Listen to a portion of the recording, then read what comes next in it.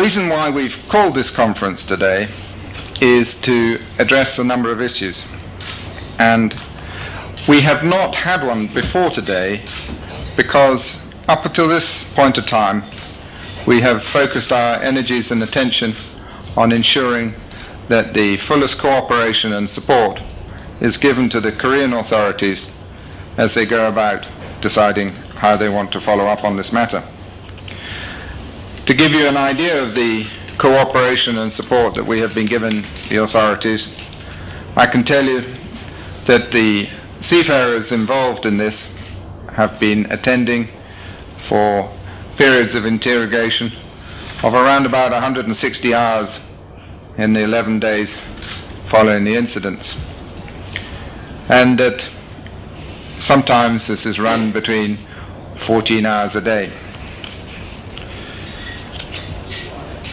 With that in mind, and in view of some of the articles and comments that have been available, we would like now that the indictments have been delivered to present some of the information that we have presented to the prosecutors so that you can see what in actual fact happened.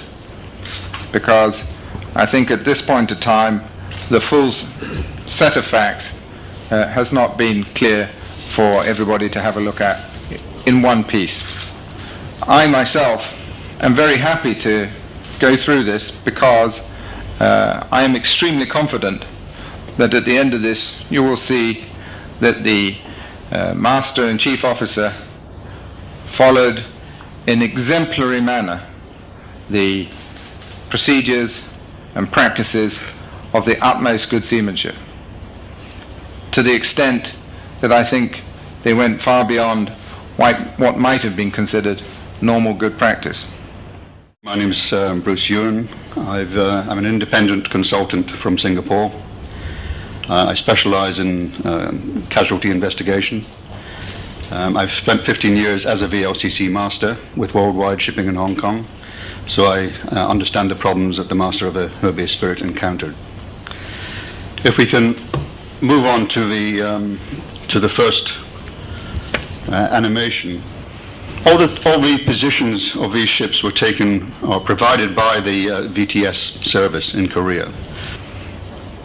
The two small vessels here are the two towing tugs.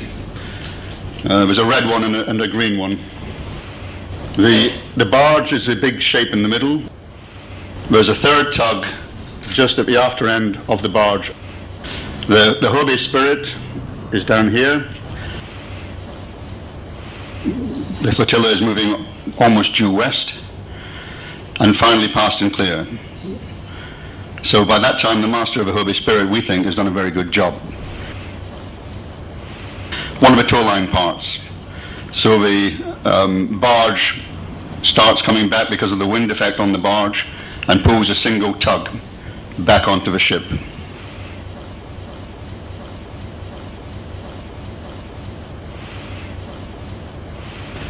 At the time the tow line parted, there was absolutely nothing our master could have done. It's impossible to get an anchor up so quickly, impossible to move off. We have no problem with criminalization for criminal acts. This is where people have done something where they've known that the outcome will involve damage. It's a deliberate act. But criminalization for maritime accidents is something that has become quite prevalent amongst administrations around the world.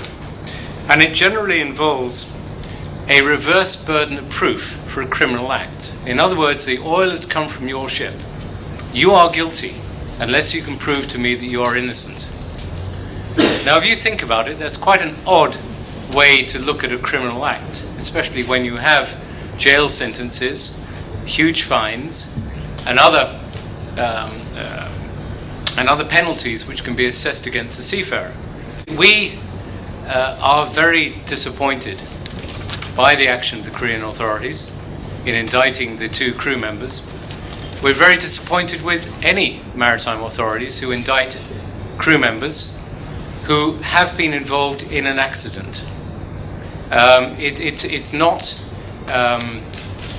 It's not following basic human rights. It's not following the general course of legal issues. There was a genuine concern that the immediate reaction too often is to take action against the ship's staff, the ship's officers, and again this is the unfortunate situation here. These events, unfortunately, not just this one but others, do have a very negative effect in terms of morale of existing crew members. It means that we have a harder task in recruiting people into the industry.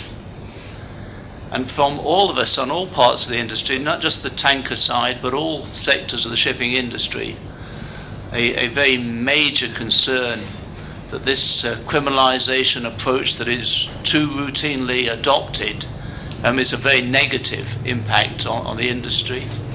It deters investigations, it discourages the true fact-finding that is necessary after an incident, and it has very many negative deterrents, and it's for those reasons that we oppose this line of action that is, as I say, unfortunately too often taken.